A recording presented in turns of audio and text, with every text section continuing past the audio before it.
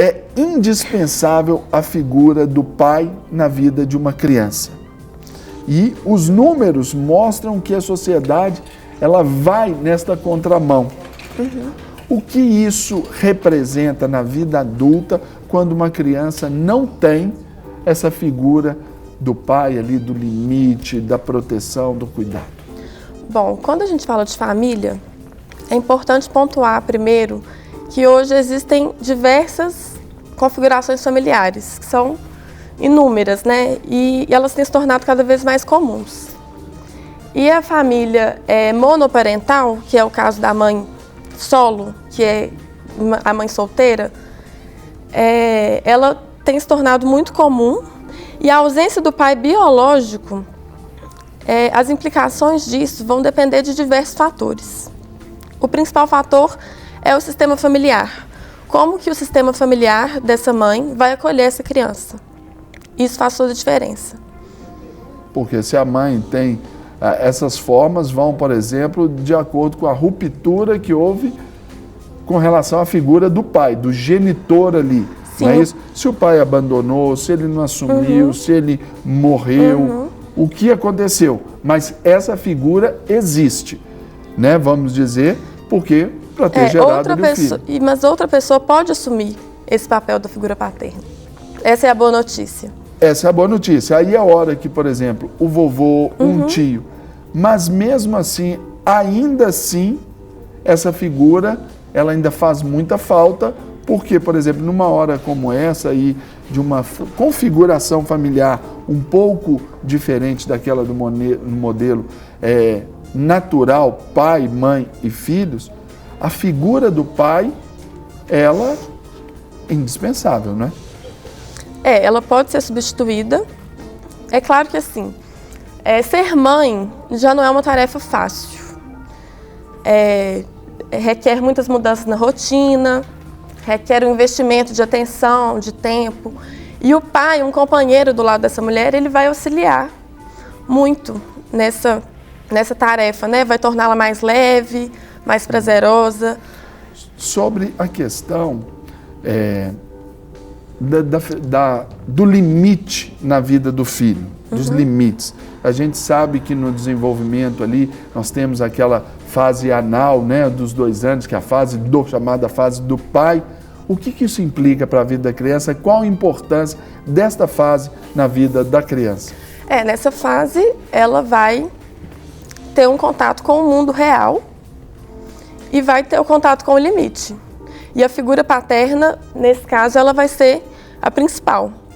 Mas essa figura paterna, ela pode ser representada, ela pode ser assumida por uma outra pessoa da família. E que horas, e que momento, por exemplo, ali, ou de que forma, né, em que momento, de que forma o pai, se fazendo presente nessa fase, assumindo ali, ele pode minimizar essa castração em relação à mamãe ali, porque o filho tem essa ruptura, deixa de ter a mãe como sua única via de suprimento, ela passa a ter uma pseudo independência, ele já está mais autônomo, né?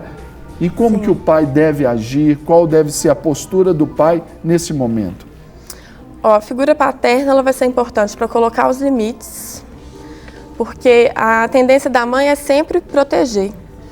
É muito difícil para a mãe fazer essa transição dos limites, de falar o não, dói, né?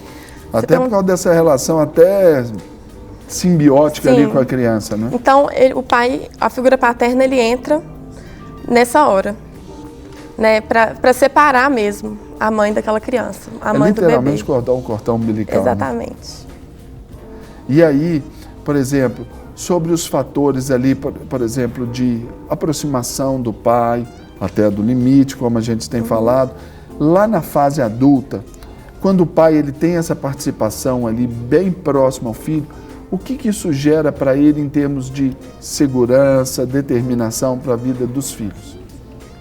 Isso faz toda a diferença, né?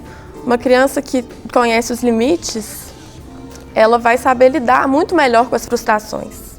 São muitas ao longo da vida, nós temos inúmeras frustrações. Imprescindível na vida do filho, de uma criança, ter essa figura paterna ali em todo o tempo.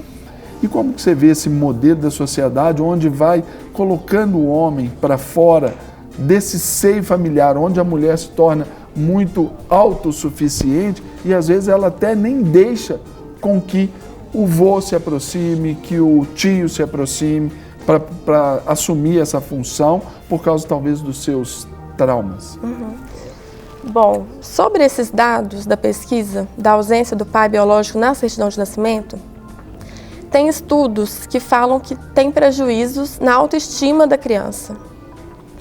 Mas esses mesmos estudos apontam que esse prejuízo, essa baixa autoestima da criança, ela é mais devido a um preconceito social que aquela criança vai viver do que necessariamente a estrutura familiar dela. E esse preconceito também, ele é muito com a mãe. A mãe sofre muito esse tipo de preconceito, né? Porque ainda tem essa ideia de que o destino da mulher é o casamento. Então, muitas vezes, nessa situação, a mulher ela desenvolve sentimento de culpa, ela desenvolve revolta, sentimento de abandono, e isso sim pode trazer prejuízos para essa criança, que também vai se sentir abandonada, que também vai se sentir que tem alguma coisa errada com ela, devido também a esse preconceito social. Para receber todas as novidades do canal, inscreva-se e, se curtir o vídeo, clique em gostei. Aproveite para acompanhar a Rede Super nas redes sociais.